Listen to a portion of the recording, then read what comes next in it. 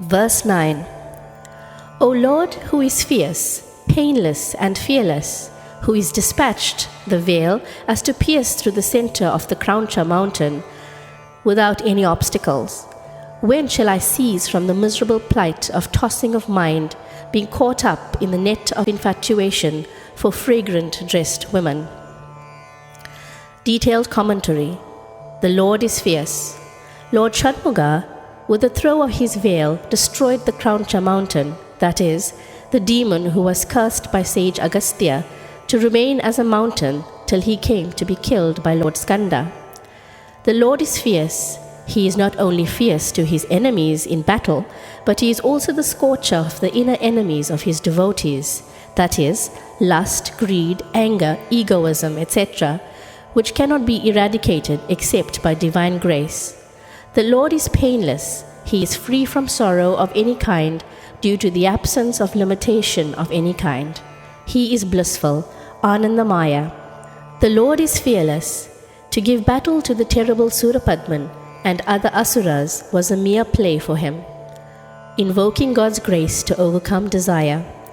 Arunagirinathar invokes the special grace of the Lord, saying, O fierce one, save me, because this delusion, as the wiles of pleasure, is difficult to get over by ordinary human effort. No advice, no admonition will work here. It appears that the Lord has to use fierce means to rescue one from this terrible malady. Arunagirinathar had suffered much from this craze in his earlier days. He fell into the hands of women of ill fame. His love for pleasure was so inordinate that he lost all his wealth in it and became penniless. Yet the desire did not leave him. Thus Saint Arunagirinathar knew pretty well that it was to suffer from passion, and he also learnt that nothing but God's grace can help one in overcoming desire. Arunagirinathar in this verse addresses the Lord as fierce, because his grace often comes through hard situations in life. Those piercing words of his sister that not only shook him, made him repent and resolve never to seek pleasure any more, but also, as a measure of expiation of sins, made him attempt to end his life by falling down from the tower, where the inscrutable fierce ways of working of the Lord. The medicine should be as strong, if not more than, the malady itself. Hence, the Lord adopts fierce means to recover one from acute situations.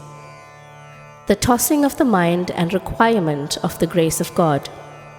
The condition of tossing of mind is an experience known to every seeker. He has an ideal to concentrate his mind upon an Ishta Devata, chosen form of God, on whom he wants to meditate. But the objects of pleasure do not allow this. They attract his attention, and the mind is drawn out from the ideal by force, as it were.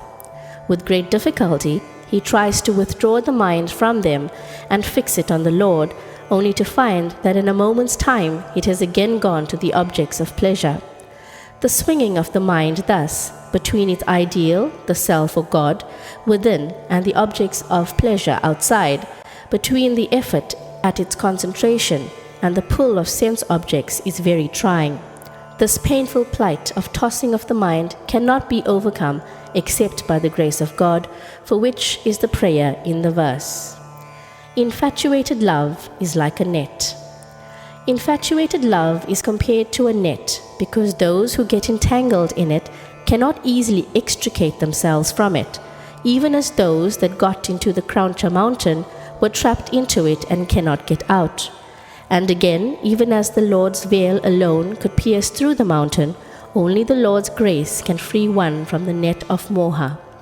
Hence the implied prayer, O Lord, you dispatch the veil on the mountain, why don't you shower your grace on me?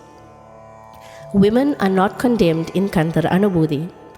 The verse is not a condemnation of women, but points out the power of inordinate love for pleasure that can make men suffer and direct one to resort to God for freedom from it. Arunagirinathar weeps before the Lord for his grace and mercy to be freed from infatuation for women. Though he has already been freed, he does it for people's sake, placing himself in the plight in which they are, so that men have but to repeat the verse, and God's grace shall save them.